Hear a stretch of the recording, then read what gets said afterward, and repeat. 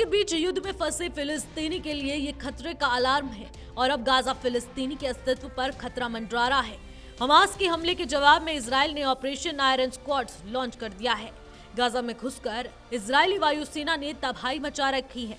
लेकिन रूस यूक्रेन युद्ध के बाद अब इजराइल और हमास के बीच छिड़े संघर्ष से दुनिया दो धड़ों में बढ़ती नजर आ रही है। ज्यादातर इस्लामिक देश फिलिस्तीन के समर्थक हैं और अमेरिका, भारत, ऑस्ट्रेलिया और ब्रिटेन जैसे देश इजराइल के साथ खड़े नजर आ रहे हैं। चीन, रूस और तुर्की जैसे देशों ने खुद को तटस्थ रखा है। अमेरिका ने तो इजराइल को खुलकर समर्थन देने के साथ ही अन्य देशों को चेतावनी दी है कि वो इस संघर्ष से दूर रहे।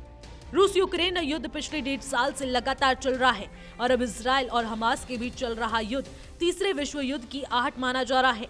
खास बात तो यह है कि इन दो युद्धों को लेकर अब दुनिया के देश दो हिस्सों में बंट गए हैं। इजराइल और हमास के बीच चल रहे युद्ध में बने रहने के लिए जहां मिडिल ईस्ट के ज्यादातर खाड़ी देश फिलिस्तीनियों का समर्थन कर रहे हैं, जबकि ज्यादातर पश्चिमी देश इजराइल के साथ हैं। इजराइल फिलिस्तीनी युद्ध, कौन किसके साथ? इजराइल और हमास युद्ध के बीच ज्यादातर ताकतवर देश इजराइल के साथ हैं। इनमें अमेरिका ने खुलकर इजराइल के समर्थन का ऐलान किया है।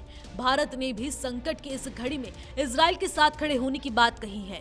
Australia, Ukraine, Britain, France, European union और इसके अलावा बेल्जियम भी इजराइल के समर्थन में है, जबकि मुस्लिम देश Iran, Qatar, Kuwait, Lebanon, Yemen, Iraq और सीरिया पूरी तरह से फिलिस्तीन के साथ है। जबकि खास बात तो ये है कि यूक्रेन के साथ युद्ध कर रहे रूस ने खुद को तटस्थ रखा है। इस सूची में चीन और तुर्की भी शामिल हैं, जिन्होंने युद्ध के हालात पर चिंता जाहिर कर युद्ध विराम की नसीहत दी है। हालात ऐसे हैं कि ईरान खुलकर इस बात की चेतावनी दे चुका है कि यदि इजराइल ने ईरान पर हमला किया तो लेबनान, इराक, यमन और सीरिया एक साथ इजराइल पर हमला करेंगे। इधर अमेरिका भी इस बात की चेतावनी दे चुका है कि इजराइल और हमास के बीच चल रहे संघर्ष से अन्य देश पूरी तरह से दूर रहे। यदि इस्लामिक एक साथ इजराइल को निशाना बनाते हैं तो निश्चित ही अमेरिका खुलकर मदद करेगा। माना जा रहा है कि अमेरिका के दुश्मन देश इस्लामिक देशों का सहयोग कर सकते हैं, तो वहीं अमेरिका के मित्र देश इजराइल के साथ खड़े हो सकते हैं। इजराइल पर हुए हमास के इस हमले के पीछे ईरान का हाथ माना जा रहा है। खुद हमास के प्रवक्ता ने इसकी पुष्टि की है।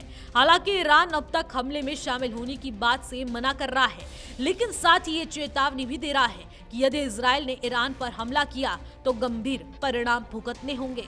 इधर इजराइल गाजा पट्टी में हमास के जिन ठिकानों पर हमला कर रहा है वो ज्यादातर अंडरग्राउंड है या नागरिकों की बड़ी आबादी है। ऐसे में ज्यादातर इस्लामिक देश फिलिस्तीन के साथ खड़े नजर आएंगे। ऐसी स्थिति में लड़ाई लंबी चल सकती है। Bureau report, AMV network.